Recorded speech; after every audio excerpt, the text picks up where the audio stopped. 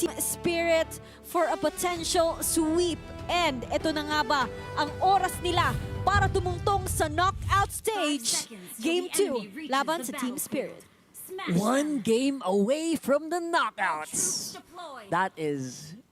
That's good vibes. That's good vibes. So, sa draft, I think hindi naman tayo sobrang nalugi or anything, no? Oo. Parang pantay naman eh. Parang ano lang, kumbaga nakuha ni Team Spirit yung comfort nila at nakuha din natin yung comfort natin. Walang lumabas na yung mga broken picks na tinatawag natin.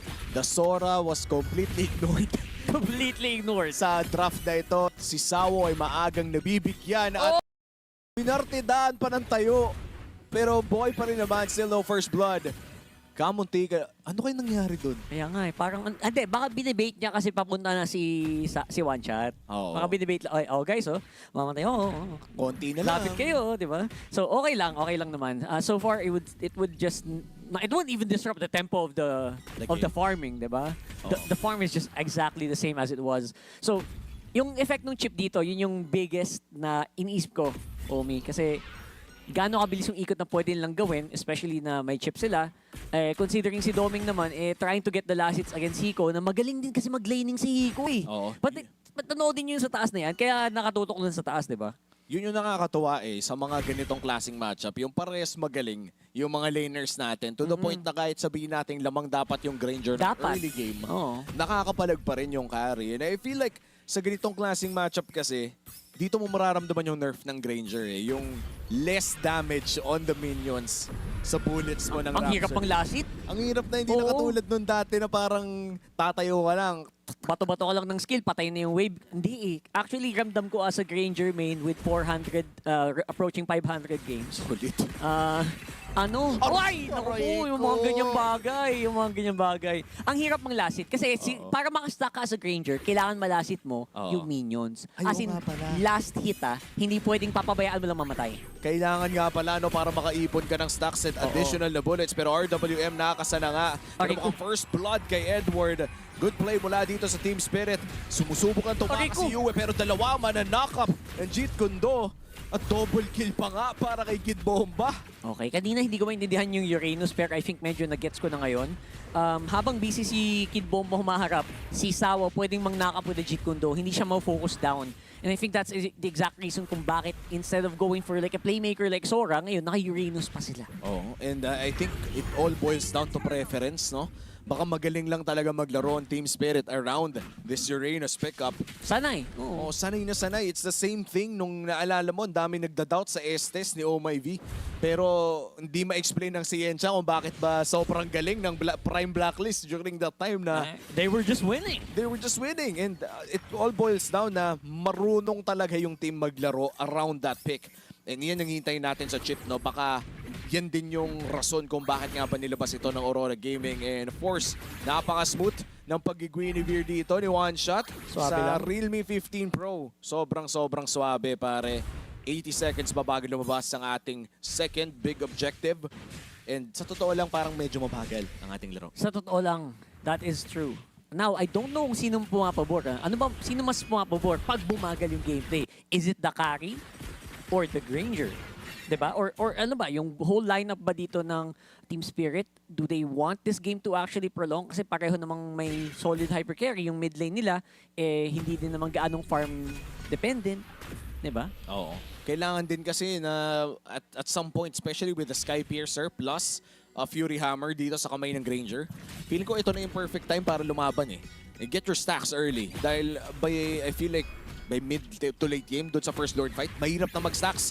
At mukhang may mahahanap pang isa dito, agad na sinipa, Light. Hindi na natawag ang kanyang mga tropa. Walang katapusang crowd control pala ang galaw ng Team Spirit. Oo, kasi naka-flicker yan eh. We don't have the Purify. Si Light actually yung pinaka-target dito ng knock-up and ng sipa ni Sawo at ni One Shot. At hihintayin natin yung defensive items na bibilin pa lang ni Light. Sa ngayon ay kaya talaga siyang i-burst. And so far, lamang ang side ng Team Spirit. Katulad na lamang na napanood natin ng Game 1. Early game ay kontrolado nila at rekta na nga tayo sa pangalawang pagong. Yeah, very familiar. Ni Doming kahit alam na alam niyang nanyan si Sawo sa Gedli. Sinong lalam? I don't know if they wanna keep going for this turtle. Baka gusto mo lang i-reset muna. Kasi definitely firepower-wise, lamang talagang Team Spirit because of the inherent advantage of a Guinevere and the Cho. Oo. And so far, no, hindi pa naman tayo nakakita ng malaking sipa. Sawo going in for the Shunpo. At hahawakan na nga dito ng Aurora Gaming. Ang pangalawang Lord na ito. Hindi Fury? yata makakakontest ang side ng Team Spirit pero papasok na nga sila sa RWM na stunlock dito si Demon Kite at mukhang mapagsak yung Fredrin. Rekta naman sa Crimson Beacon doon sa likod si UN. Makakahanap pa nga ng turtle dito ang Aurora. Rekta na rin para kay One Shot at tatlo na ang nawala. Itutuloy pa ata nila. Doming Kite trying to kite out the Uranus pero sinipa lang palayo ng Lantern. And that's going to be another page sa pahina ng Skypiercer ni Doming. Ang ganda ng juggling na ginawa dito ng Aurora. Obviously, halatang hindi pa masyadong sanay makipaglaro sa isang chip itong Team Spirit just because they were able to get outmaneuvered. Si Light sumasayaw lang sa harapan. Oo, napakahirap din pala no na if you are a Uranus, kahit ba hindi ka namamatay, the moment na nauna na yung mga tropa mo, alam mong kasunod ka na eh. Oo, for sure. Kasi wala eh. Either sama ka sa team fight, nanggugulo ka sa harapan, pag wala nang tropa sa likod mo, itaas mo na kamay mo. It's out. I'm out. Buy time, buy space, pero hindi siya pinansin ni Edward. Pero, yun nga, di ba, Omi? The big difference between a Uranus and a Sora sa team fight, kita natin bigla doon. Oo. No? Yung, kumbaga, yung Sora, hindi pwedeng hindi mo pansinin. Oo. Yung Uranus, you have a very valid option na huwag pansinin. And Daanan mo lang. Daanan mo lang. Masakit, oo. Oo. Pero hindi naman siya yung papatalsikin ka palayo. Pipigilan kang umatake. Masaya pa nga tayong Yura kapag pinansin mo siya. Daanan mo lang isang Ionic Edge, tapos huwag mo na dikitan, okay na eh. No? Oo. So, yeah. I absolutely agree. And right now, we're gonna see that again. So, apparently, malakas yung Aurora dito pag nag-5 man, no? Oo. Pag nag-collapse sila ng limahan. Oh, nahanap na naman si Demon Kite. Nice RWM pero mukhang babagsak na nga yung Fredrin. Pero may kapalit naman na isa. Sawo goes down as well. Kid Bomba trying to buy time. Pero babalik din lang sa mga kanya-kanyang lane. Sinubukan niyang bumalik sa sarili niyang lane pero mukhang sasaktan. Okay, nakabalik siya. Nakabalik naman. Kinabahan ako ng slide. Akala ko puputok na siya sa Sky Bumalik sa espada! Bumalik sa espada dito ni Edward at wawasi-wasi na nga with the Braves fighter. Doming Kite looking for the bullets. Dead Sonata hindi kakabit pero mukhang may Fury pa naman. Yung damage ng Guinevere. Nice kiting mula kay Doming! Pero hindi niya maiiwasan yung Ionic Edge. Nariyan naman na mga tropa. Ibabalik dito kay Edward. Yung true damage ata ay magiging sapat na. Pero nandiyan na rin ang mga tropa ng Team Spirit. Sisipain na rin dito si Edward. Wala na ata magagawa. Flicker palayo. Pero yung damage kay Hiko ay napakasakit na rin. Napaganda pa para sa Team Spirit. Hindi na masama. So far, Team Spirit looking like they will have the advantage dito sa turtle na to. That looks so good already. Napakunat lang talaga ng Uranus. Kid Bomba actually did very well doon sa pag-juggle at sa pag-iwas. Although, syempre, naging casualty naman si Sawo. Naging stuck siya sa kamay ni Doming Kite. Pero, hindi pa rin talaga madali. Si One Shot, rather, sa pawn front. Teleport active. Oh, they're looking for the retribution angle. Razor Strap secures the turtle. At mukhang mapupunta na nga ito sa Aurora pero makukulong si One Shot doon sa loob ni Yue. At mukhang hahanapin na nga rin nila si Kid Bomba doon sa likod. Pero hindi na nila itutuloy pa. Disiplina muna ang call para sa Aurora Gaming. 2-4-0 plus the turret plus the turtle. Malaking panalo para sa Aurora Gaming. Bawing-bawi yung mga deaths ni Demon Kite kanina, no? Nagamit niya ng maganda. At nalaban niya kahit medyo lugi pa yung laban nila doon sa Turtle. And he was able to get the advantage. Plus now, 2.3k para sa Aurora Gaming. Looking like pwede pa sila mag-invade dito at mag-deny pa ng mga buffs at jungle camps mula kay One Shot. Kay Yue pa napunta, no? At napaka-importante ng purple buff sa Zushin ngayon. Lalo ngayon. Oo, magagawa mo na ulit yung pinagbabawal. Dati kasi walang mana cost kapag tumitingin-tingin ka sa mga Gedli. But with the purple buff, Unli spam ka ngayon. No? bumabalik ang Vision. karapatan. Bumabalik ang karapatan. Bumabalik ang human rights ni Zushin. That's actually a good point. I know some people na ayaw gumamit ng Zushin just because lagi ang walang mana, sinasabi nila. Ano ba to? Ba't lagi ang walang mana? Ayan, pwede mo na gamitin ngayon. Oo, yun lang pala ang kailangan. No? Kailangan na makalamang kayo na sobra na mananakaw mo na yung purple buff. Tapos invade. Invade, Ayan. ayun. And right now, another call at sumabog si Sunset Lover. Sun's getting low, fam. At getting low. May nakuha pa ang Aurora ng sobrang bilis doon, Kundo? pare. Actually, nagulat ako gano'ng kabilis eh. Parang, kumbaga, 3, 2, 1, pass. Parang ano, dance number. Oo, parang ano, sumasayaw talaga. Oh my, 5, 6, 7, 8. Ano yun eh, may tawag dun eh, yung bigla Ano ba? na lang may sumasayaw sa publiko. Ano yun? Flash mob. Flash mob. Flash mob, oh. Parang may flash mob yung Aurora doon, tapos nabigla lang yung si Sunset Lover sa gitna. And just because of that kill, makakuha na naman ng Torre ang Aurora Gaming at rekta na sa Lord ang kanilang call. That will be the first Lord of the game. At mukhang makakapalag ba ang Team Spirit? Parang pahirapan na. Medyo mahirap. Obviously, yan, Swift Trinity para kay Hiko. Yun naman inaantay talaga natin para sa isang carry sa matchup na to. Pero, pag nag-Aurora Flash Mob na, No. baka tatagilid yung Team Spirit dito. Tsaka parang mas okay ata for Aurora na hindi sila yung magsimula ng Lord na to eh. Kinokontrol lang nila yung area at mukhang mapapadala si Hiku doon sa baba. Someone has to respond from Edward. Pero medyo ngumangaray na rin si Demon Kite dito. Hiwa-hiwala yung Aurora right now and one shot with a steal! What a steal mula kay One Shot. Susubukan ng Aurora mansalisin ng mga kills pero oh my God. Tayo ang nagsaing, sila ang kumain. Kaya nga nasobrahan sa hiwalay. Si Light nandun sa left bush, sa lane. Si Edward nasa baba. And they were trying to go for like a really cheesy pick-off. Gamit na naman yung shortcut. Pero naunahan pa sila. Team Spirit, hindi nagpatumpik-tumpik, goes for the Lord. Oh, muntikan na naman si Kid Bomba pero si Dominic Kite Ow. kumaray. Oh! Crucial Purify para dito kay Dominic Kite. Kamuntikan na siya. At mukhang makakatore pa nga sa gitna. Nabaliktad ng Team Spirit.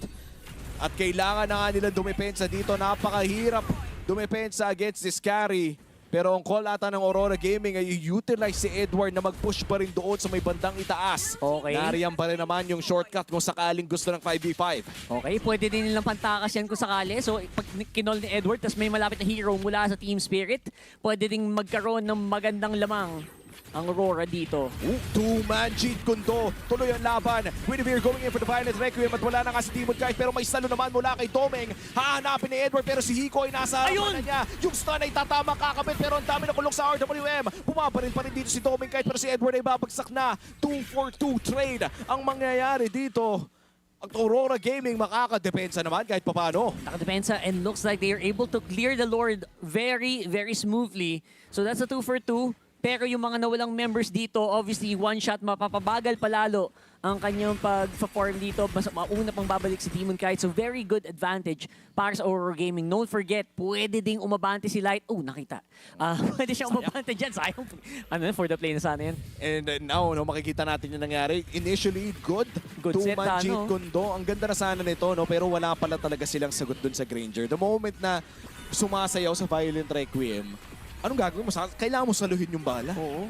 Lalo wala si Sunset Lover dun. No, hindi sila makapag-set. Si Sunset Lover was actually very hesitant to join the fight. Parang, sure ba kayo guys? Sure ba kayo lalaban tayo dyan? And yun na nga, 68 stacks on the Sky Piercer and 648 sa kanyang Solid. passive. Madami-dami yung bala na medyo mahirap ng pigilan. Si Dominic Kite sa Granger na to. Oo, tsaka palapit na tayo sa part na sobrang hirap na rin talagang patayin to ng harap-harapan dahil na rin sa innate na spell vamp na nakukuha ng isang War Axe. And for this next Lord natin, lalabas 15 seconds from now, silipin muna natin ang ating mga items. Malaki-laki pala yung lamang ni, ni Domeng against kay Hiko on this carry. Pero hindi kasi pwede maliitin yung damage ng ganitong carry na eh. Kahit lamang ng one item si Domeng, kaya pa rin tumunaw nito. Tsaka Malefic pag doon, Swift Trinity, mataas din yung range ng carry na to. So hindi na pwede basta-bastang pabayaan. And especially pag nag-shortcut ka, doon tayo magkakaalaman.